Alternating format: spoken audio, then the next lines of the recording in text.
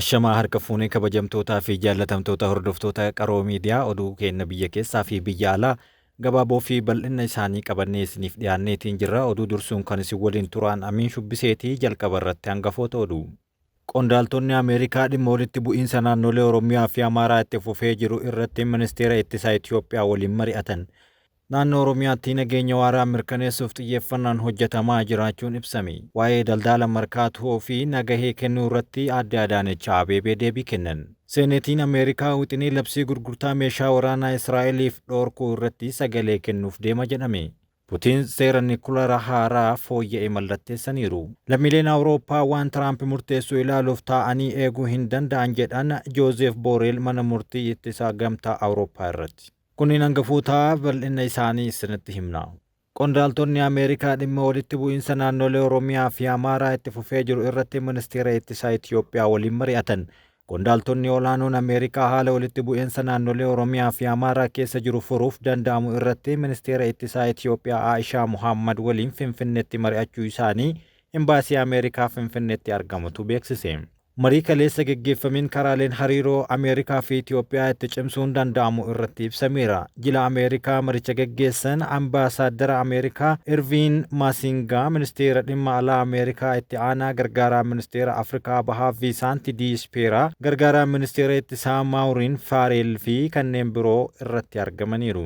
Ministeerri ittisaa Itoophiyaa Injiinar Aishaa Muhammad hariiroo waraana biyyoota lamaanii gidduu jiru tasgabbii naannawa qabsoo farra shororkeessummaa fi ijaarsa nagaaf murteessaa ta'uu ibsaniiru. Ministeera dhimma alaa Ameerikaatti gargaaraan ministeera ittisaa dhimma Afrikaa Maarwiin Faareel gama isaaniitiin Ameerikaan tumsa waraanaa yeroo dheeraaf Itoophiyaa waliin qabdu keessumaa gama nageenyaan daran cimsuuf fedhii akka qabdus dhaamaniiru. Naannoo Oromiyaatti nageenya waaraa mirkaneessuuf xiyyeeffannaan hojjetamaa jiraachuu ibsame. Naannoo Oromiyaatti nageenya waaraa mirkaneessuuf xiyyeeffannaan hojjetamaa jiraachuu biiroon bulchiinsaa fi nageenya Oromiyaa beeksise. Hoogganaa itti aanaan biirichaa Jeneraal Abbabaa Garosuun akka dubbatanitti naannoo Oromiyaatti rakkooleen nageenyaa mul'achaa turan yeroo yerootti fooyya'insa agarsiisaa jiraachuu dubbataniiru. Naannichatti nageenya waaraa mirkaneessuuf qaamoleen nageenyaa qindoominaan hojjechaa jiru jedhanii keessumaa waamichi nageenyaa cimee itti fufuu kaasaniiru. Waa'ee daldala markaatoo fi nagahee kennuu irratti Aadde Adaanech Abeebee deebii kennan. Kantiibaan bulchiinsa magaalaa Finfinnee Aadde Adaanech Abeebeen har'a mana maree bulchiinsa magaalichaaf dhimma gibira kaffaluu fi wayita bittaa fi gurgurtaa nagahee kennuu ilaalchisee deebii kennaniiru. Ibsa kanaanis markaatotti daldalli seera qabeessa akka geggeeffamuu fi daldaltoonni wayita bittaa fi gurgurtaa raawwatamu nagahee akka kennan to'annoo fi hordoffii taasisaa jiraachuu dubbatan. Akka biyyaatti sirna daldalaa sirreessuuf tattaaffiin taasifamuu qorannoo irratti hundaa'uun hordofuu taasisaa jiraachuu eeruun argannoo qorannichaan hojimaanni seeraan alaa hedduun akka jiran abuuruu kaasaniiru. Haaluma kanaan hojimaanni walakkaa gibira kaffaluu kaan ammoo hin kaffalle jiraachuu marii daldaltoota waliin taasifamee fi hordoffii geggeeffameen hubachiisaniiru. Gibira akka kaffalanii fi nagahee akka kennan taasisuuf hojiileen hojjetamanitti olola geggeeffameen burjaajjiin mankuusaawwan cufuu halkan meeshaalee wayita fe'an mul'achuu kaasaniiru.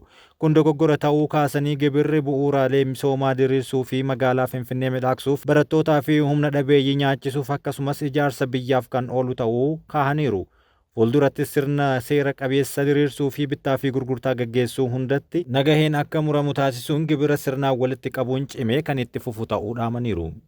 Meeshaaleen kontiroobaandii birrii miiliyoona 300 olitti tilmaaman to'ataman. Meeshaaleen kontiroobaandii birrii miiliyoona 300 fi miiliyoona 55tti tilmaaman to'atamuu Komishiniin Gumurukaa beeksise. Komishinichi hordoffii fi to'annoon kololeessa 29 hanga 3 bara 2017tti taasiseen meeshaalee kontiroobaandii daddabarfamaa turan waajjiraalee damee isaatti to'achuu eereera. Meeshaaleen to'ataman kunneenis uffataalee, meeshaalee elektirooniksii, meeshaalee ijaarsaa, buna, midhaan dheedhii, qaamolee jijjiirraa konkolaataa fa'aa ta'uu kaasaniiru. Aanga'aan bulchiinsa yeroo Tigraay aggaammii ajjechaa irraa ooluu himan. Bulchaan godina giddugaleessaa Tigraay obbo Salamoon Ma'aashoo dilbata darbe hojiif magaalaa Aksuum irraa gara Maqalee imalaa osoo jiranii hidhattoota eenyummaan isaanii hin beekamneen yaaliin ajjechaa irratti raawwatamuun dubbatameera. Obbo Salamoon turtii BBC Afaan Tigriffaa waliin taasisaniin taateen kun yaalii ajjechaa isaan irratti xiyyeeffate ta'uu hin oolu jedhan. Yeroo haleellaan kun raawwatametti obbo Salamoon hojiif Aksuum irraa gara Maqaleetti imalaa akka turan eeruun naannoo Maayiqnaataal jedhamu yeroo gahan rasaasni akka itti dhukaafame dubbatamu. Obbo Salamuun haleellaan kun erga raawwatamee booda namoota haleellaa hangaa naannichaa irratti xiyyeeffate raawwatame hin jiru jechuun uummata burjaajessaa jiru jechuun garee Dabratsiyoon Gabra Mikaa'eliin durfamu himataniiru. Haleellaa raawwatame bulchiinsa yeroo naannichaa irratti beeksisuun kan himan Salamoon waan raawwatame yakka salphaa waan hin taaneef tarkaanfiin fudhatamuu qabas jedhaniiru. Gara oduu biyya alaatti yoo dabarru haleellaan xiyyaaraa Tarkiin kaaba baha Sooriyaatti raawwatte tajaajila elektirikii fi bilbila namoota miiliyoona tokko irraa addaan kute jedhame. Ogeeyyiin akka jedhanitti haleellaan kun tarii seera idil addunyaas sarbe ta'uu ni danda'a. Tarkiin onkololeessaa bara 2019 irraa kaastee hanga ammajjii bara 2024tti buufata boba'aa bu'uuraalee misooma gaazii boba'aa fi buufataalee humna elektirikii bulchiinsa Kurdoota kaabaa fi baha Sooriyaa keessatti argamanii haleelaatiin jirti.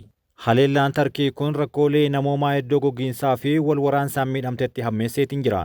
Duraanuu naannichatti hanqina bishaan dhugaatii naannichatti mul'ataa ture.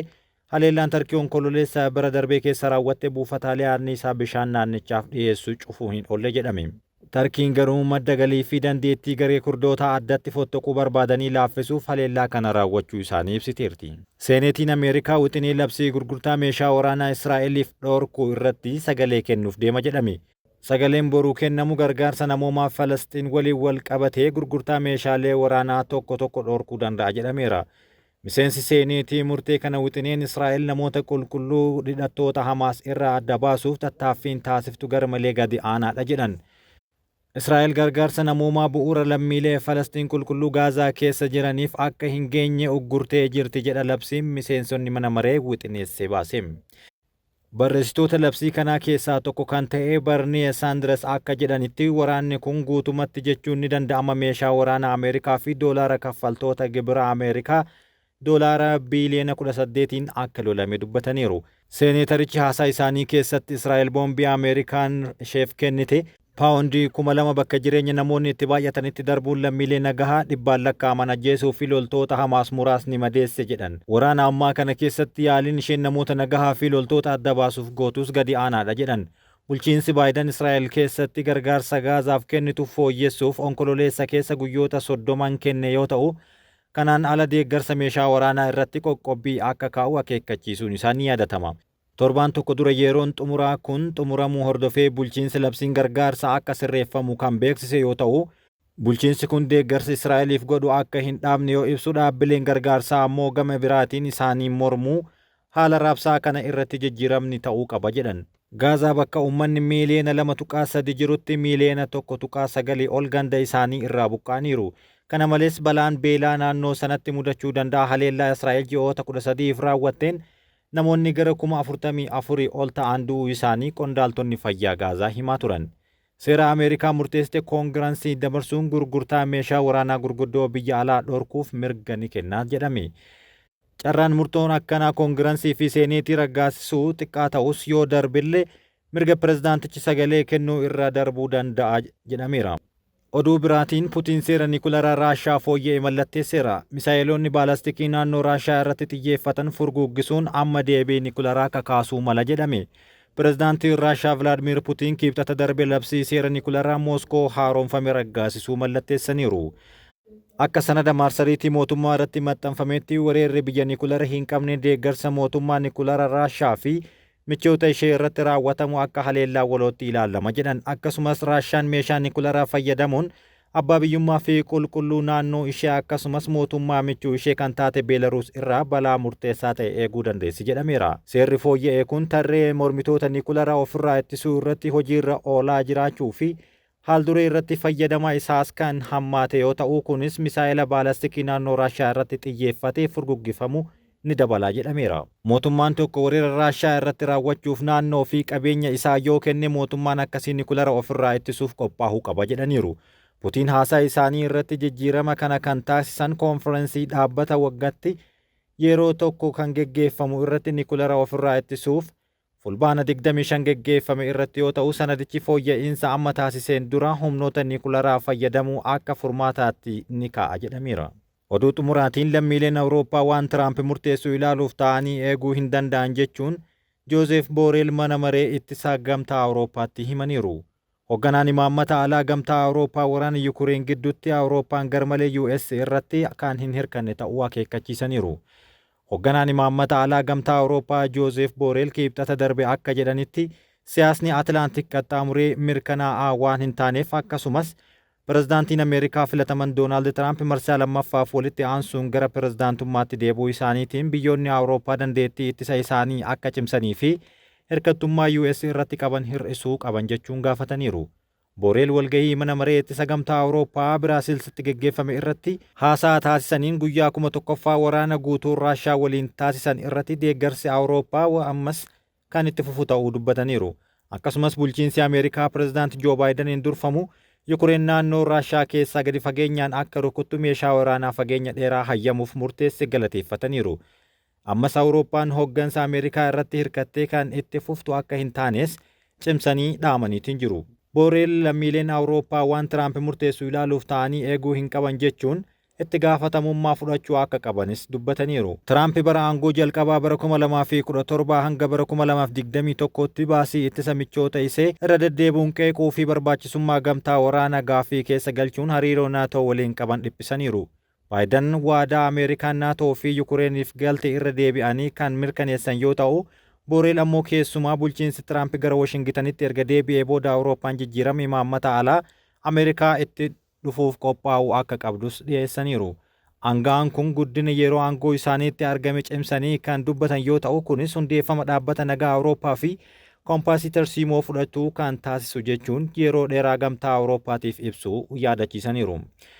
Haa ta'u malee Awurooppaan oomisha meeshaa waraanaa naatoof warshaa ta'uu isaa bira darbitee qormaata gara fuulduraatti mudatuuf dandeettii tarsiimoo mataa ishee ijaaruu akka qabdus dhaamaniiru. Biyyoonni Awurooppaa baajata ittisa isaanii akka dabalan gaafatanii qooda ji'oopolitikaa calaqqisiisuudhaan erga waldhabdee Yukureen keessatti jalqabee baasii waraanaa gamtaa Awurooppaa dhibbantaa 30 dabaluu isaanii hubachiisaniiru.